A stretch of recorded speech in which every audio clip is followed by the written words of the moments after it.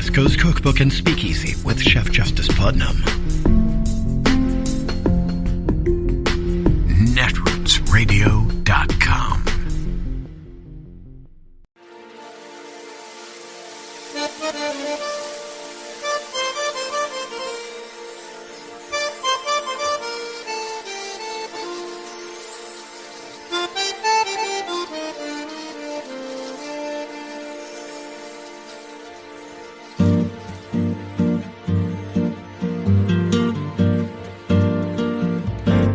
Je voudrais du soleil vert, des dentelles et des théières, des photos de bord de mer, dans mon jardin d'hiver.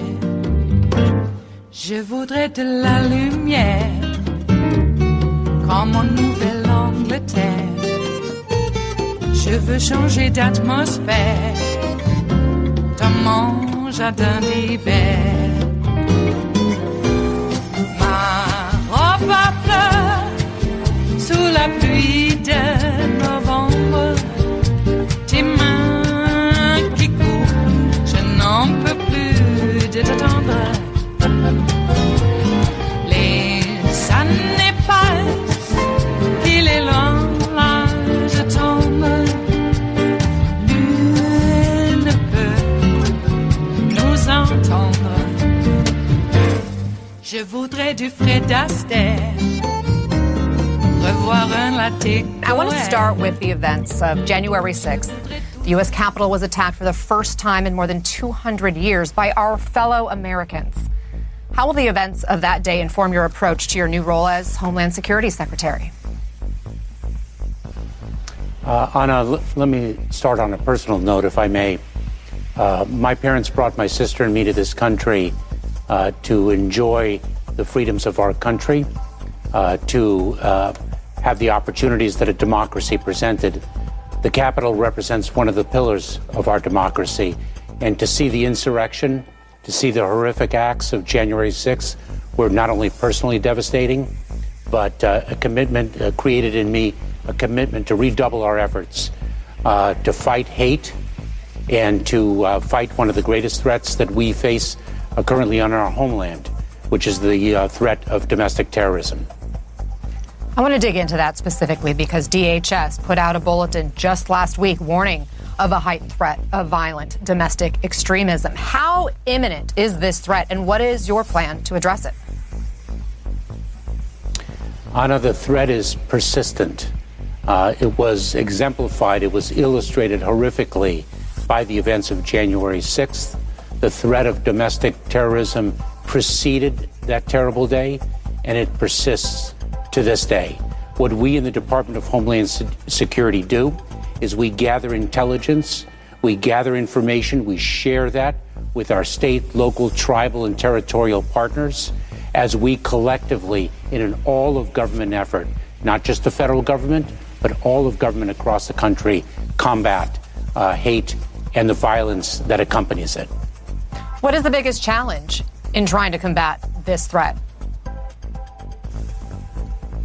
I think is to identify where the line between hateful rhetoric and hateful action takes place, to be well ahead of the action before it occurs, and to stop it. Our primary responsibility as the Department of Homeland Security is to protect the safety and security of the American people.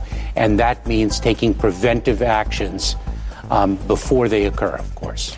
Canada just announced today that the Proud Boys would be designated as a terrorist group there. Will you be considering ways to limit the Proud Boys here in the U.S.? I think our focus is on actions that violate our social norms, that violate our laws, and to ensure that those violations don't occur. That is where our focus is going to be.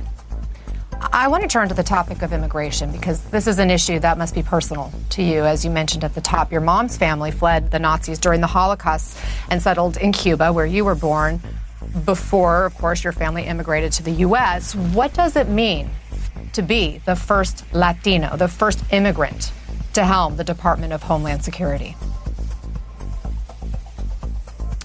Anna, it is a privilege, it is an honor, and it is an awesome responsibility. It is an awesome responsibility to demonstrate not only from coast to coast and border to border, but around the world what this nation can be and what it is. It is a nation of laws and a nation of immigrants. And I think the president's vision of adhering to our laws and adhering to our values and serving once again as a leader throughout the world is a vision that I am extraordinarily proud to be a part of in executing. President Biden just named you to lead a task force to reunite families who were separated at the border during the Trump administration as far back as 2017. And as of last month, there are still hundreds of children who have not been reunited with their families, with their parents. How hard will it be to bring these families back together? And do you have a clear sense yet of just how many families need to be reunited? Anna, however hard it is, we will get the job done. I was sworn in as the Secretary of Homeland Security yesterday. I had the privilege of being in the company of the President of the United States, and the President articulated yet again the urgency and the priority of this mission. The cruelty of the prior administration has come to an end, and now we will demonstrate to the world what we as Americans are. What was it like for you, on a personal note, to hear the cries we all heard on the tape of the children who were being taken from their parents and their family members?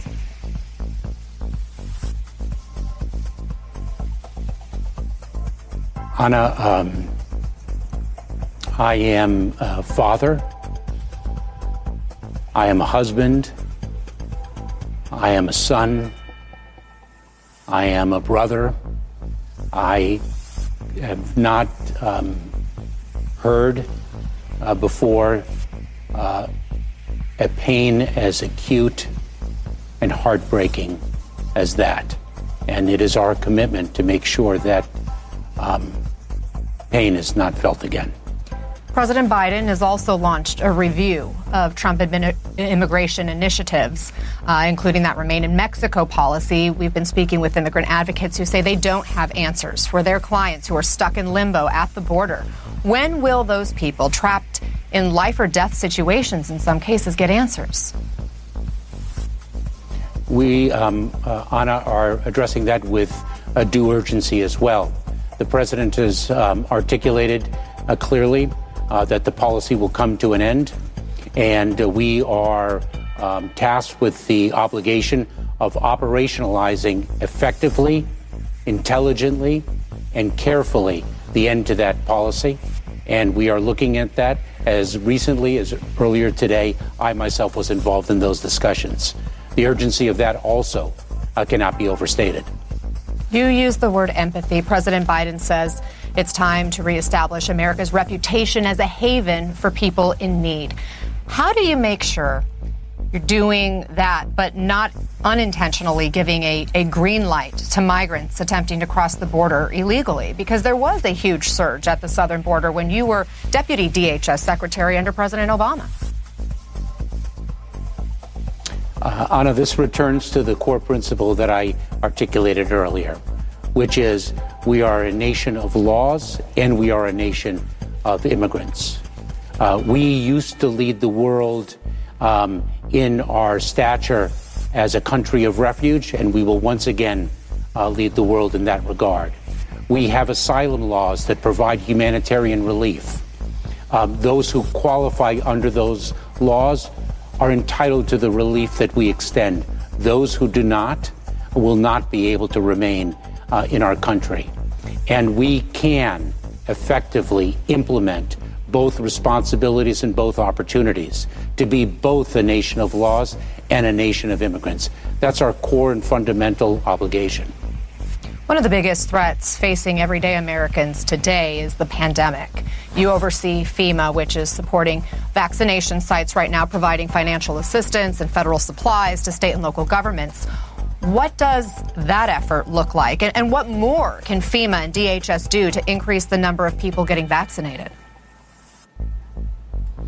So this is again, a significant priority of ours. We, as you well know, we have many priorities, and because of the talent and dedication of our workforce, we're going to execute on all of them effectively. And the vaccination effort, the bold vision that the president has outlined, is but one example of the responsibilities of the Department of Homeland Security and the fulfillment of those responsibilities. Under Bob Fenton's able leadership, the acting administrator of the Federal Emergency Management Administration, we are setting up vaccine centers throughout the country. The president outlined the goal of 100 centers in 30 days, and we are well underway. The president outlined an effort to vaccinate 100 million people in 100 days. FEMA has dispensed $1.7 billion to state, local, tribal, and territorial governments to assist them in that effort. This is an all-of-government, all-of-community effort, and we are proud to play a pivotal role in defeating this pandemic once and for all. We've talked about the domestic security threat. I also want to ask you about an emerging foreign threat to U.S. national security right now. The Russian hack of the U.S. government and American corporations has been described as the modern-day cyber equivalent of Pearl Harbor. And now there's evidence the Chinese have exploited this same vulnerability. What will it take to recover from this attack and to secure the country's cyber infrastructure?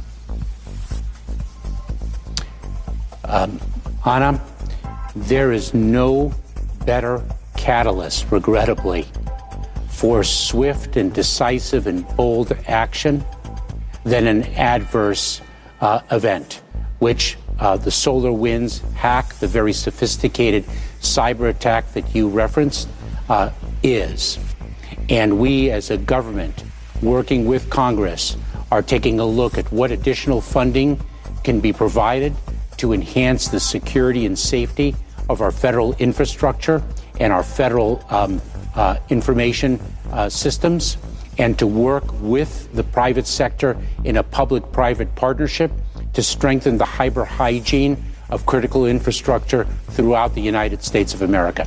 In the cyber arena specifically, there's a saying that we're only as strong as our weakest link, and we need to strengthen our weakest link to make sure that we as a nation are safe and secure from these pernicious attacks by our adversaries. It is Thursday, the 4th of February of 2021, and you are in West Coast Cookbook and Speakeasy. I am your chef de cuisine, Justice Putnam. Gunner, the English Bulldog, is our snoozing sous chef. And our daily special is Metro Shrimp and Grits Thursdays. A little bit of jambalaya, a little bit of spice in your life. Speaking of spice, oftentimes we sub out the cayenne in the Metro Shrimp and Grits, and then we use the smoked hot Hungarian paprika, because that does make all the difference in the world. And, you know, all chefs want to make recipes their own, so if you have the old Charleston recipe, hey, change it up, make it new. Hey, how are you? We made it to Thursday. And then tomorrow's Friday, and then, a lovely weekend. They call it the Super Bowl.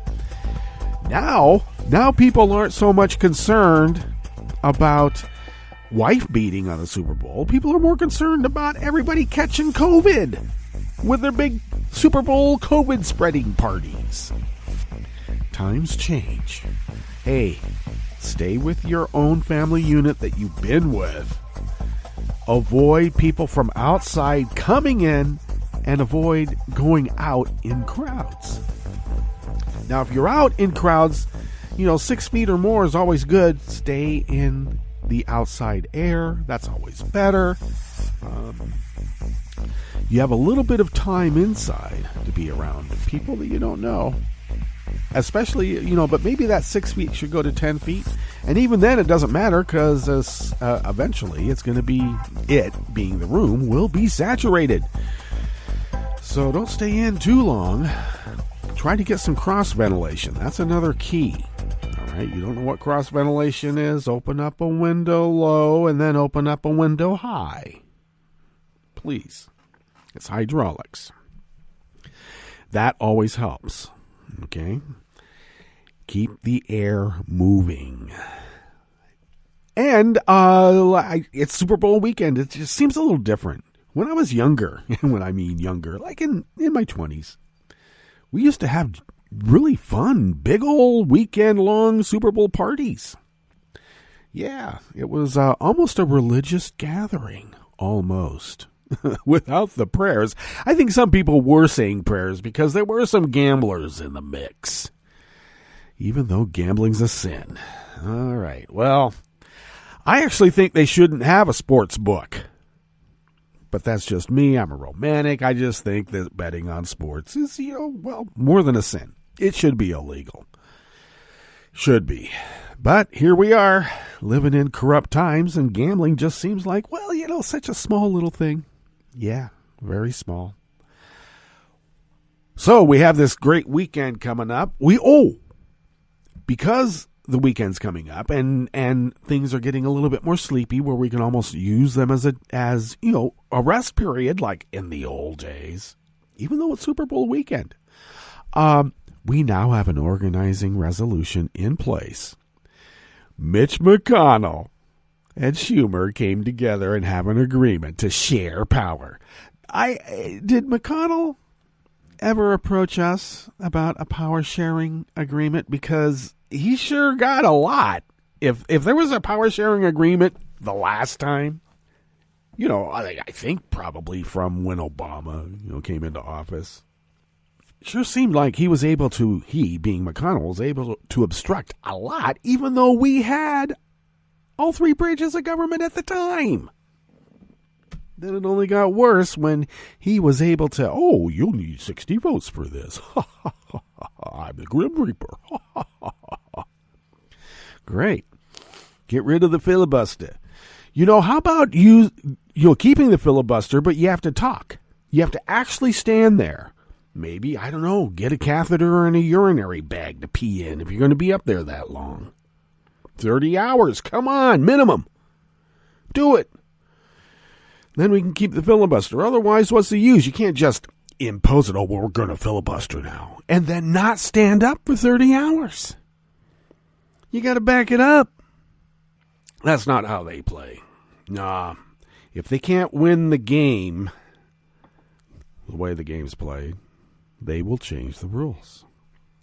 To the point where they'll probably try to even get rid of the refs and then claim they are the law and order party.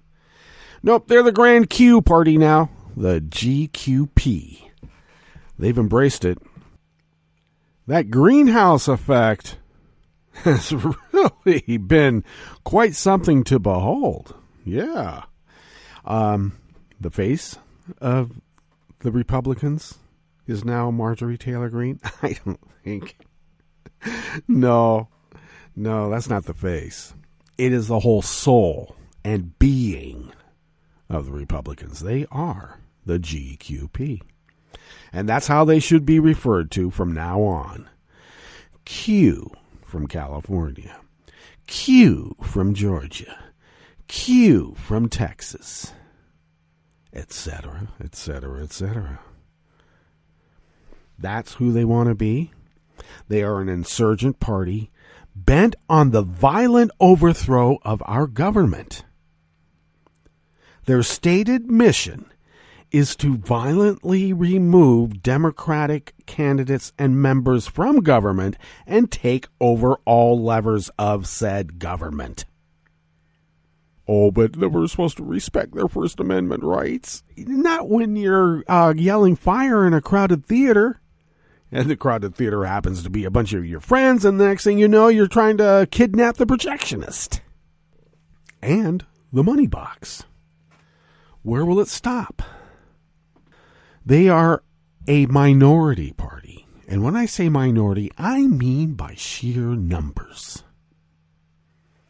There's a lot less Republicans than there are Democratic voters, and that is a fact. And yet, because of their crazy gerrymandering, some of these districts are like, how do you get that? Filaments indeed. Yikes, that's not supposed to be, sort of, amorphous, not amorphous, but, a contained space, not something stretched out. like tiny little thing, like one side of the street is your district and the other side isn't, but you got a big old bulb right above there with all those, I don't know, whoever you're trying to get votes from or prevent votes from being cast. It's not democracy. Of course, they would say, we're not a democracy, we're a republic. Shut up. I'm tired of it. They are bent on the destruction of our representative democracy. It is their stated purpose.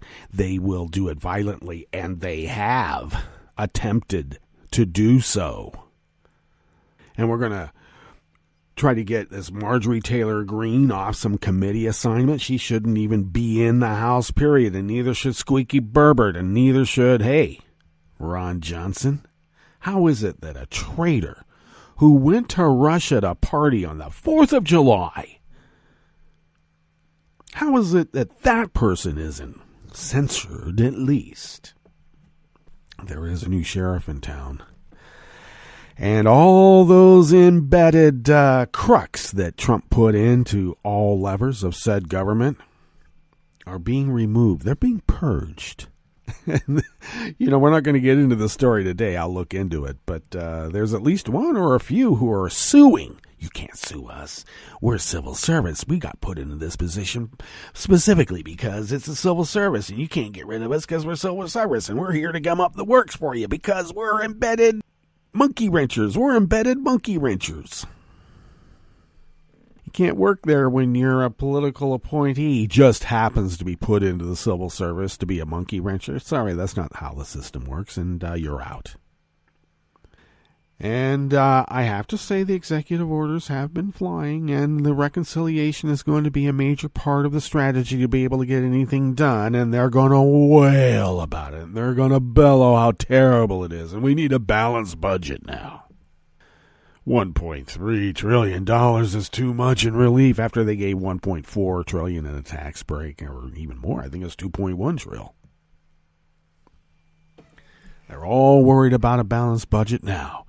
They're all worried about executive overreach now.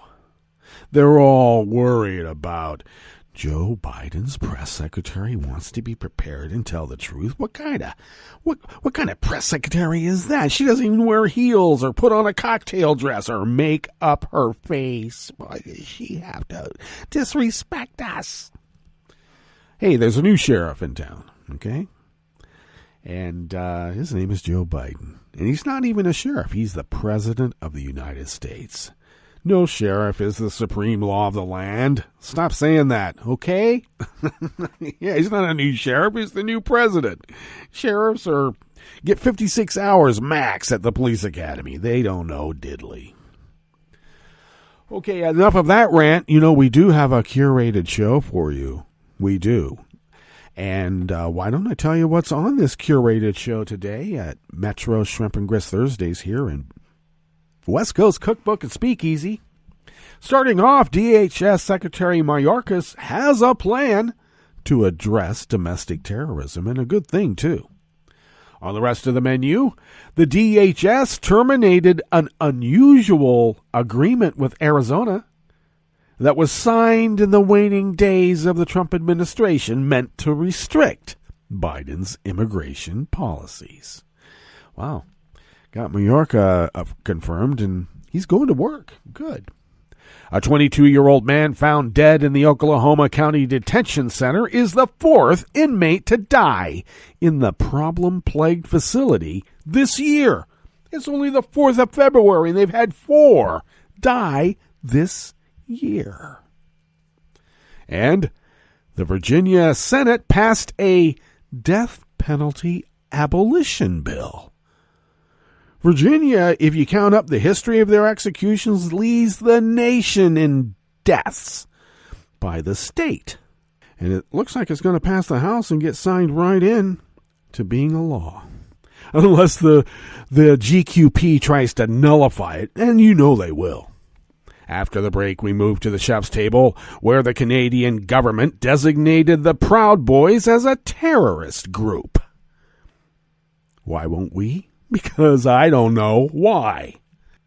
And the Myanmar military had to impose a coup because currently-deposed leader Aung San Suu Kyi possessed illegally imported walkie-talkies. All that and more on West Coast Cookbook and Speakeasy. Bon appetit.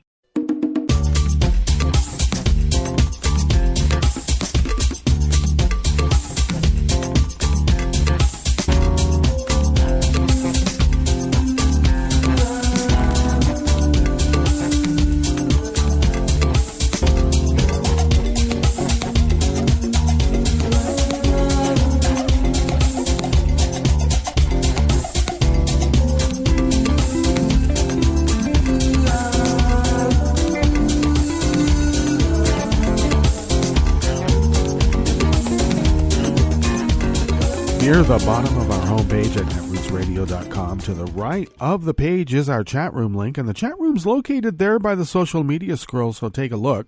And do engage in the chat room. Kelly Lincoln monitors it for you, so go ahead, engage. If you would also take a look across the page to the left, near the bottom of our homepage at netrootsradio.com, we have our link to our Patreon page. If you could become a recurring Patreon of Netroots Radio, as some have done for quite a while and have been quite generous, because we are still buying software and a couple more pieces of machinery to replace the workhorse machinery that have been working like horses for quite a while. When I say quite a while, we've been doing this for 10 years.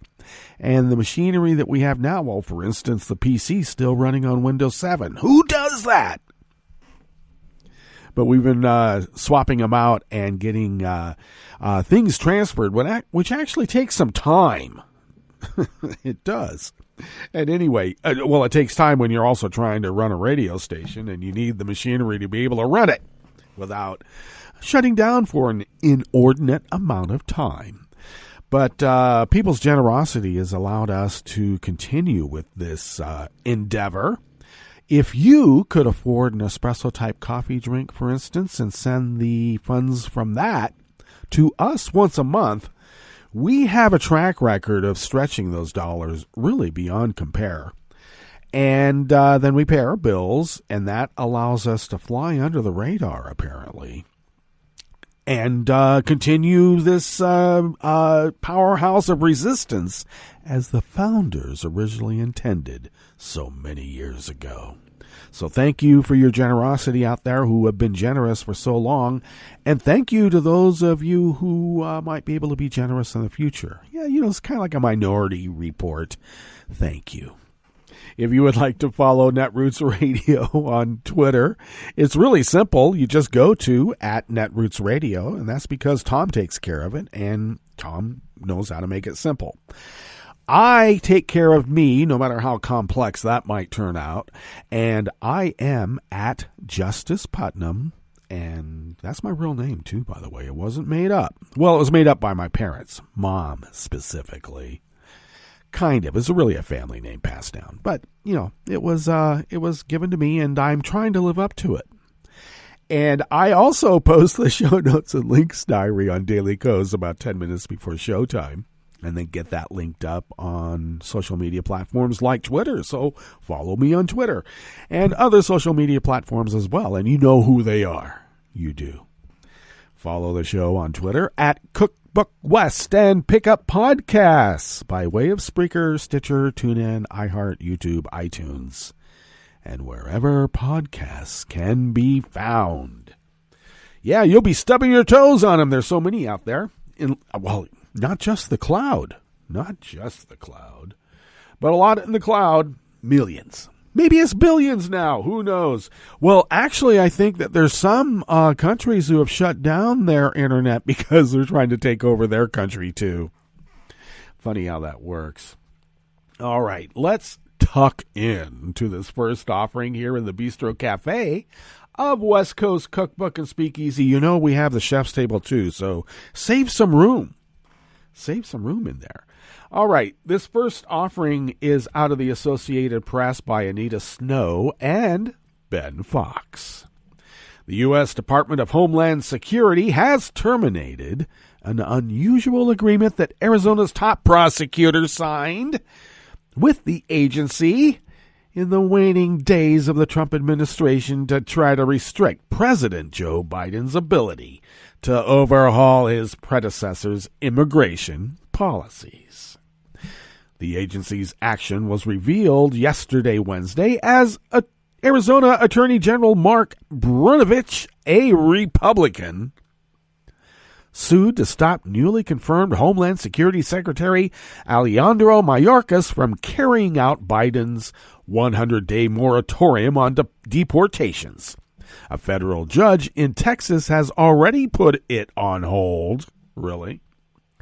Arizona's law enforcement community is particularly concerned that aliens who have been charged or convicted of crimes will be released as a result of DHS's 100-day moratorium. Yeah, well, tell it to the insurgents that are like going on vacation to Mexico. Actually, I have reported that she was going to go, the insurgent florist was going to go on that bonding retreat to Mexico. The judge actually hasn't okayed it. It's just been a request.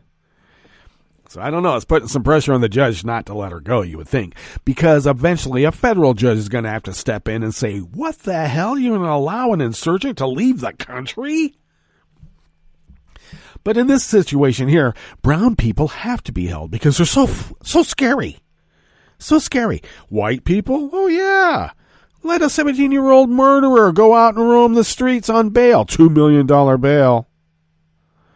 The My Pillow guys got some of that money in it, and now they can't find Rittenhouse. What happened there? We know what happened there. He blent into the shadows because he's quite right. With a Q. Authorities also worry that releasing individuals during the COVID-19 pandemic will further stress hospitals and social services at the local and county level. Now they're concerned about COVID. These are the same people who insist on not wearing masks. COVID is a fake. Unless it has to do with brown people, then you can use it as a cudgel. Brnovich sued after a court order last month temporarily barred the U.S. government from enforcing a pause on deportations. His filing revealed that Homeland Security canceled the immigration agreement he made with the agency, which was among at least 9 that were quietly signed with state and local jurisdictions during the Trump administration's final weeks. Quietly? You mean secretly? The agreements say the jurisdictions are entitled to a 100-day consultation period before executive branch policy changes take effect. It's not clear what has happened with the agreement signed elsewhere. DHS on Wednesday declined to comment, citing the pending litigation. It comes the same week. A whistleblower complaint revealed that then-acting DHS Deputy Secretary Ken Cuccinelli also reached last-minute agreements with a union for immigration and customs enforcement officers. The Government Accountability Project said in a whistleblower complaint submitted on Monday to Congress and 2 federal watchdogs that the labor agreement grants extraordinary power and benefits to the American Federation of Government Employees ICE Council 118, which represents about 7,500 employees and endorsed Trump in 2016 and 2020. Almost like a Praetorian Guard. Almost. In addition to improved economic benefits, the agreements give the union the power to delay changes to immigration enforcement policies and practices. The agreements would remain in place for 8 years unless Homeland Security moves to challenge them by February 17th, which is 30 days after Cuccinelli signed them. This abuse of authority is shocking, wrote David Seed, an attorney for the unidentified employee, noting Cuccinelli's extraordinary involvement. It is clear that they are another example of the prior administration's effort in its waning hours to cement a legacy at taxpayer expense, he said. I call it fascism. Cuccinelli said in an email that he did nothing wrong because that's what fascists always say. With the advice and counsel of the Office of General Counsel, I executed appropriate agreements to finally address many of these previously unresolved issues, he said. At best, I can tell the primary basis for the complaint is that I did my job well, to the chagrin of the complainer. Well, you know, fascism and Nazism were completely legal. But were they? Biden's Homeland Security leaders have not said whether they will move to annul the labor agreements. The union official who signed them, Chris Kane, did not respond to requests for comment. Why? Is he on an overseas bonding retreat?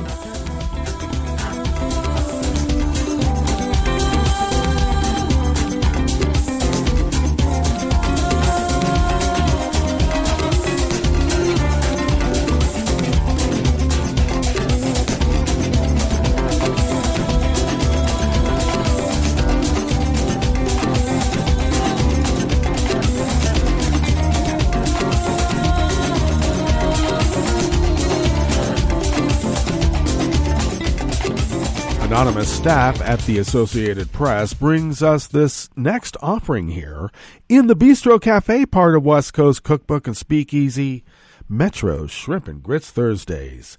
A 22-year-old man was found dead yesterday, Wednesday, inside his cell in the Oklahoma County Detention Center, the fourth inmate to die in the problem-plagued facility this year.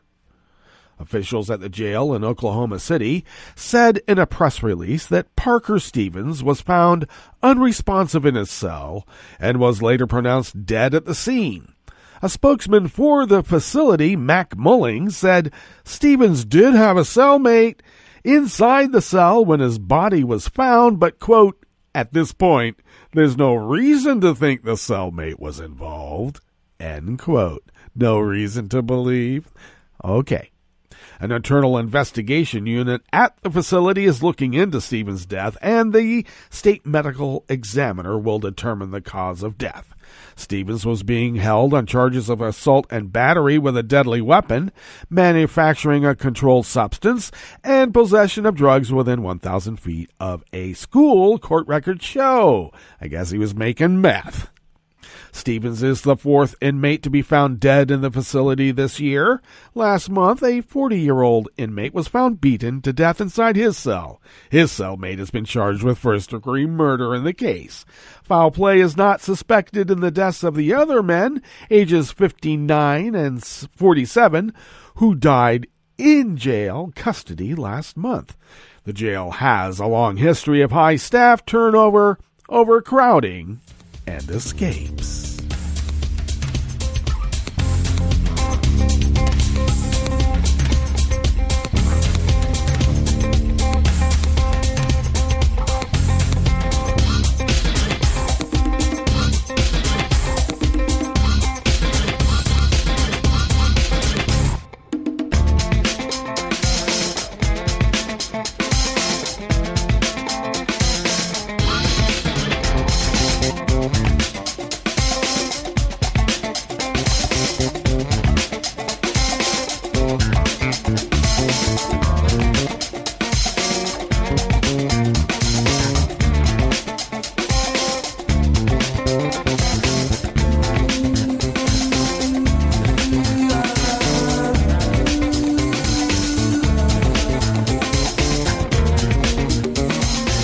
Sarah Rankin of the Associated Press brings us this final offering here in the Bistro Cafe of West Coast Cookbook and Speakeasy.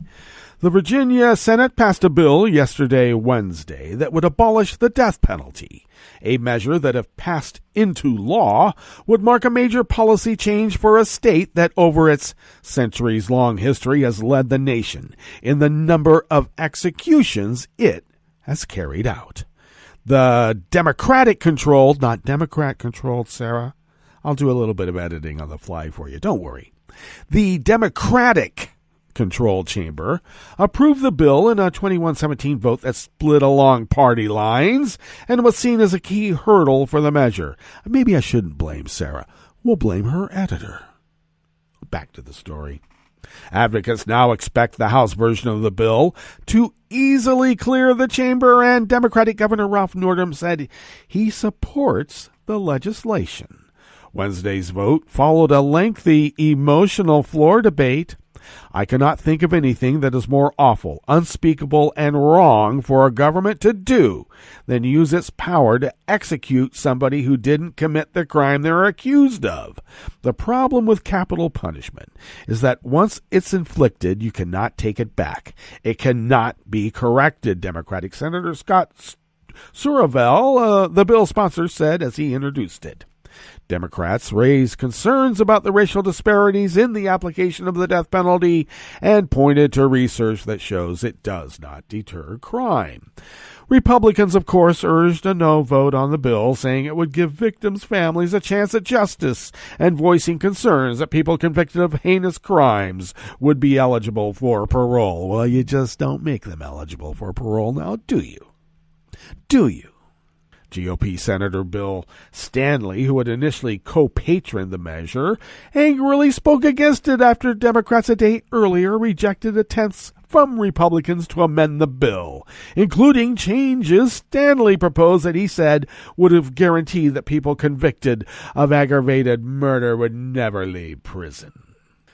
Democrat Janet Howell said she used to be a fervent supporter of the death penalty, a position that changed after the murder of her father-in-law.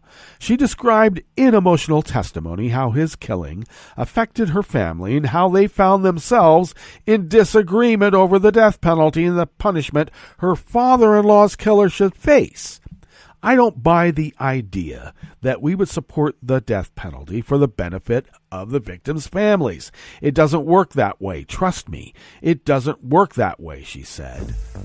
Virginia has executed nearly 1,400 people in more than 4 centuries, more than any other state, according to the Death Penalty Information Center. In modern times, Virginia is second only to Texas in the number of executions since the Supreme Court reinstated the death penalty in 1976. All right, that takes us to our break, and when we get back from that break, we will go through weather from around the world, and we will finish up with the stories that we have curated for you today. You are listening to West Coast Cookbook and Speakeasy, and we will be right back. You are listening to netrootsradio.com. Please hang up and try again.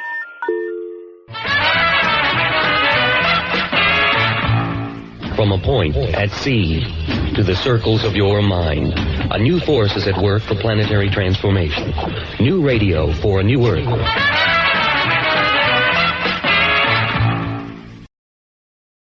I'm probably okay to have one more drink before I drive home. I'm probably okay. I open the window to stay alert. Probably okay. I just popped some gum in my mouth. Step out of the car, please. I probably made a mistake. Probably okay isn't okay when it comes to drinking and driving. If you see a warning sign, stop and call a cab, a car, or a friend. Buzzed driving is drunk driving. A message brought to you by NHTSA and the Ad Council. This is an important message from the U.S. Department of Health and Human Services. When it snows this winter, make sure you clear more than your driveway. Before you hit the road and before you get in the driver's seat, check to be sure that your vehicle's tailpipe is clear of snow. If the tailpipe is blocked, carbon monoxide, an odorless, colorless, and deadly gas produced by your engine can build up quickly inside your vehicle, poisoning anyone inside. To learn more, call 1-800-CDC-INFO. That's 1-800-232-4636. This is a message from CDC. After hurricanes, tornadoes, and floods, standing water and excess moisture help mold grow in your home, garage, and other structures. When you return to a home that has been flooded, know that you're likely to have mold. Mold puts your family's health at risk. If you have mold growing in your home, you should clean it up and fix other water problems, such as leaks in roofs, walls, or plumbing. Keep your children and pets out of affected areas until you've cleaned. Control moisture in your home to prevent mold growth. To remove mold growth from hard surfaces, use commercial products, soap and water, or a bleach solution of no more than 1 cup of household laundry bleach in 1 gallon of water. Follow the manufacturer's instructions. Never mix bleach with ammonia or other household cleaners. It will produce dangerous, toxic fumes.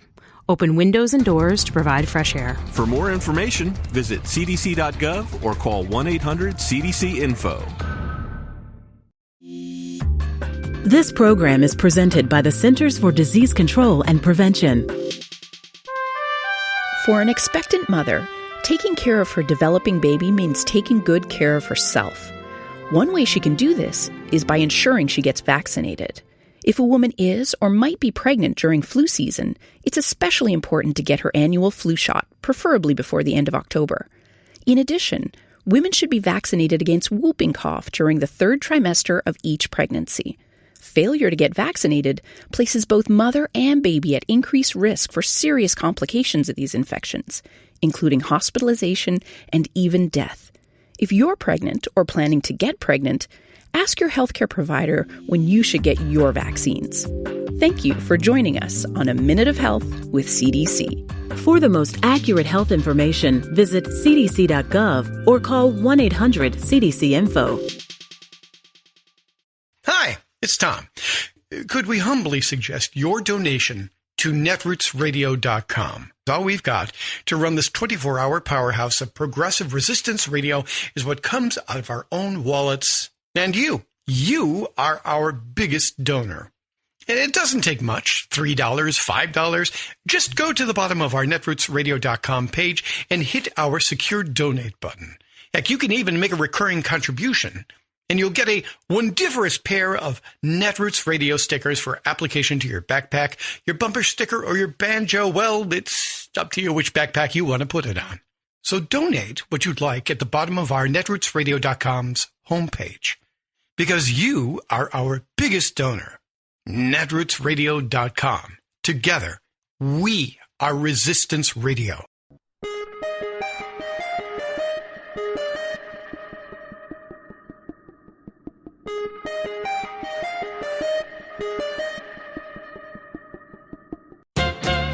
Democratic Party establishment is now issuing a go slow warning to the new president they backed. They instruct that while Biden should undo the worst edicts of Trump abnormality, he should not attempt the kind of big idea Rooseveltian structural changes that progressives advocate. They claim that it was Biden's moderate, incremental campaign for a return to pre-Trumpian normalcy that got him elected. If ignorance is bliss, these champions of the corporate-run status quo must be ecstatic. I was out there in the thick of last year's election, and it definitely was not establishmentarians who saved our nation from Trump, too. While party insiders insisted that Biden be the Democratic candidate, they didn't have the voter credibility or outreach to elect him. Big donors and powerful lawmakers don't go door to door, send millions of personal text messages, or volunteer to organize mass rallies. Rather than working with insurgent grassroots activists, the old guard that controls the party apparatus largely got in the way of success, arrogantly refusing to back progressive nominees and deflating the morale of volunteer activists. And while Biden's muted campaign of "I'm not Trump" was calming to moderates, it stamped out any spark of enthusiasm that most voters might have had if he had been a more robust champion of people's needs. The ones who carried Biden into the Oval Office, despite his 50-year career of political meekness, were the grassroots organizers and volunteers from unions, people of color activists, women's networks, youth groups, and so many other rebels against the corporate order that the Democratic powers now demand we preserve. This is Jim Hightower saying Biden's presidential legacy depends on his breaking with Washington insiders and aligning with insurgent progressive activists to make the party an FDR-ish party of the people again. Need an antidote to the progressive blues? Want some good news about how grassroots folks are rebelling against the corporate powers and winning? Well, here's an easy-to-swallow pill for you, the Hightower Lowdown. Hightower's monthly newsletter will give you the lowdown, even as it lifts you up. It's 4 pages a month, jam-packed with facts you can use, actions you can take, and Jim's own Texas humor, all for only $15 a year.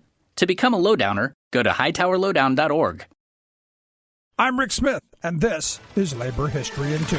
On this day in labor history, the year was 1937. That was the day victorious West Coast maritime workers ended their 99-day strike. 40,000 members of the Maritime Federation of the Pacific reasserted control of hiring halls and won greater union recognition and wage increases. The Federation was a short-lived coalition to unite longshoremen and seamen that anticipated the rise of the ILWU. Since the 1934 strike, ship owners aimed to break the authority of the union's leader, Harry Bridges. They engaged in relentless red-baiting and deportation drives against Bridges. In the weeks leading up to the strike, ship owners looked to smash the solidarity among seamen and longshoremen through a planned lockout the previous September. They stockpiled their warehouses, built up additional funds, and promoted anti-union hysteria up and down the coast. They entered into talks with the Federation during the summer of 1936, hoping to renegotiate terms originally set by arbitration awards soon to expire. 3 main West Coast shipping companies, Matson, Dollar, and American Hawaiian, wanted to reverse earlier agreements regarding the control of the hiring halls. The unions stood strong against this attack on what was a cornerstone of union power. They voted overwhelmingly to strike and walked out on October 30th. As in 1934, the union fought to defend its rights to control the hiring hall. This kind of control was the only mechanism that could prevent favoritism, discrimination, corruption, and payoffs in hiring. In Irving Bernstein's Turbulent Years, he notes that in addition to the retention of control of the hiring halls, the Federation gained coast-wide uniformity in working conditions, in load limits, and standardized rates. The Federation may have been short-lived, but the roots of lasting ILWU power were firmly established.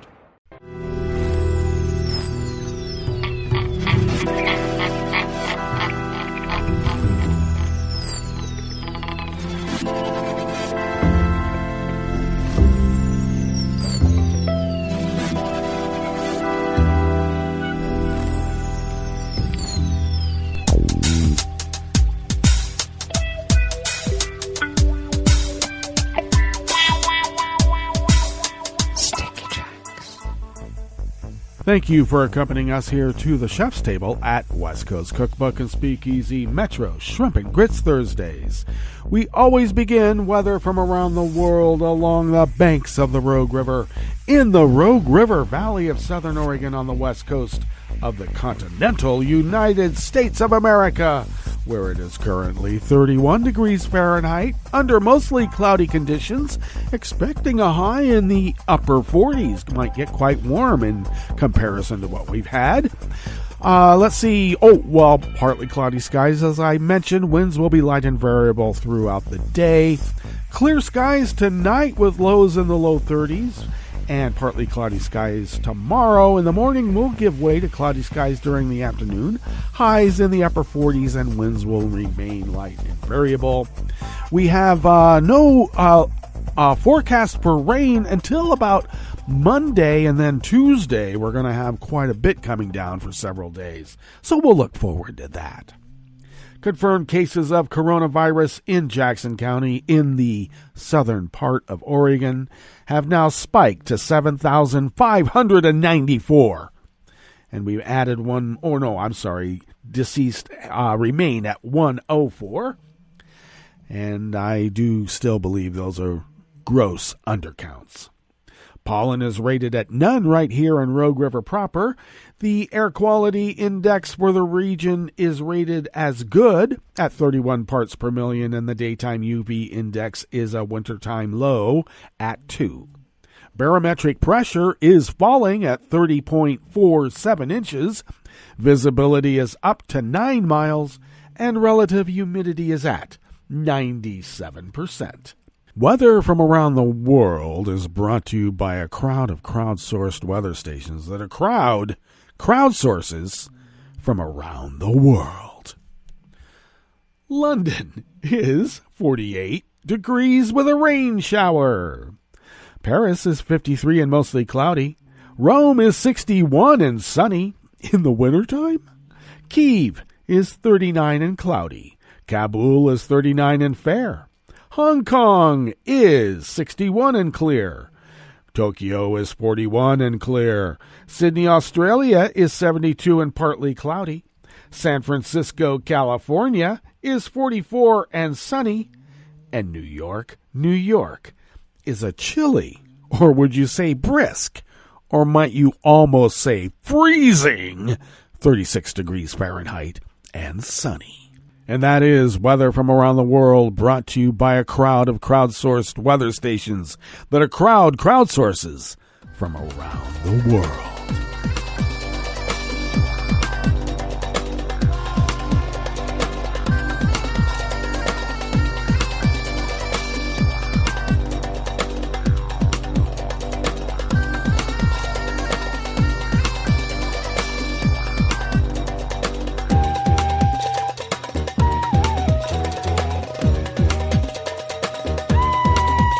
Rob Gillies of the Associated Press brings us this first amuse-bouche here at the Chef's Table at West Coast Cookbook and Speakeasy. The Canadian government designated the Proud Boys as a terrorist entity, noting they played a pivotal role in the insurrection at the U.S. Capitol on January 6. The Proud Boys have faced increased scrutiny after seizing on the former Trump administration's policies, and the group was a major agitator during earlier protests and the Capitol riot on January 6. The Proud Boys is a far-right male chauvinist extremist group known for engaging in violent clashes at political rallies. Canada is the first country to designate them as a terrorist entity. During a September presidential debate, Donald Trump had urged the Proud Boys to, quote, stand back and stand by, but when asked to condemn them by a moderator. Senior officials speaking on a technical briefing said authorities had been monitoring and collecting evidence about the Proud Boys before the Capitol Hill insurrection, but confirmed that the event provided information that helped with the decision to list the organization. Public Safety Minister Bill Blair said they revealed themselves, their intent, and their escalation toward violence became quite clear, Blair said.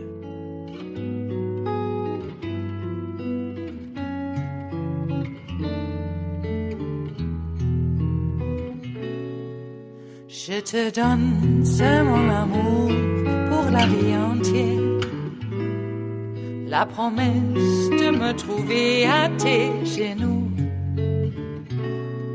Aussitôt que tu m'appelles, rester toujours fidèle.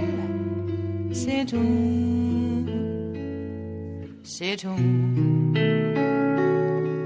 Je te donne tous mes printemps, mes étés de mer. Mes automnes, quand les feuilles tombent partout. Si ce n'est pas une bonne affaire, je te donne tous mes hivers. Anonymous staff at the Associated Press brings us this final amuse-bouche here at the Chef's Table at West Coast Cookbook and Speakeasy Metro. Shrimp and Grits Thursdays. Myanmar authorities charged the country's deposed leader, Aung San Suu Kyi, with possessing illegally imported walkie-talkies, a move that gives the generals who overthrew her legal grounds to detain her for 2 weeks.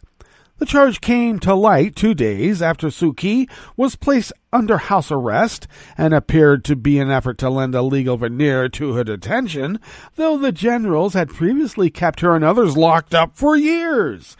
The military announced on Monday that it would take power for 1 year, accusing Suu Kyi's government of not investigating allegations of voter fraud in recent elections. Suu Kyi's party swept that vote, and the military-backed party did poorly. Oh my.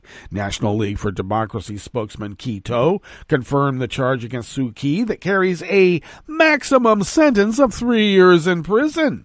He also said the country's ousted president, Win Myint, was charged with violating the natural disaster management law. A leaked charge sheet dated February 1st indicates they can be held until February 15th. It was clear that the military was going to look for some legal cases against the leaders of the National League for Democracy and especially Aung San Suu Kyi to actually legitimize what they tried to do, said Larry Jagan, an independent analyst of Myanmar affairs. And that is really a power grab, you would think. All right, that brings us to the end of our broadcast period for the day. But you do know Netroots Radio will broadcast on, and we're going to meet up tomorrow for Blue Moon Spirits Fridays. So do stay tuned to Netroots Radio all day and all night for all the breaking news as it breaks. Then we'll meet up here tomorrow, right here in West Coast Cookbook and Speakeasy. Bon appetit.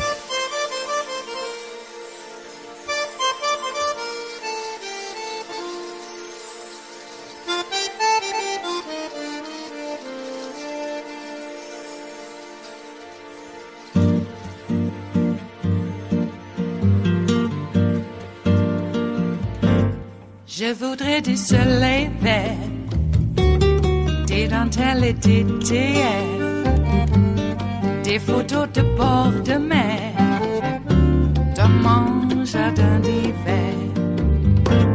Je voudrais de la lumière, comme en Nouvelle-Angleterre. Je veux changer d'atmosphère, dans mon jardin d'hiver. Robe à fleurs, sous la pluie de novembre, tes mains qui courent, je n'en peux plus de t'attendre. Les années passent, il est loin, là je tombe. Nul ne peut nous entendre. Je voudrais du Fred Astaire, revoir un latte Coeur. Je voudrais toujours te plaire dans mon jardin d'hiver. Je veux déjeuner par terre, comme au long de golfe clair, t'embrasser les yeux ouverts dans mon jardin d'hiver.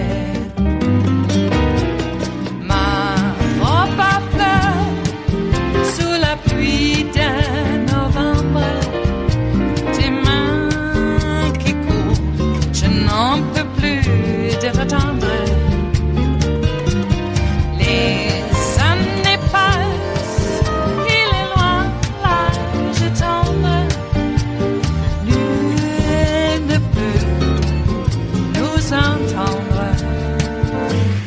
Ba-da-da-dum-di-da-dum, ba-da-da-dum-di-da-dum, ba-da-da-dum-di-da-dum, dans mon jardin d'hiver.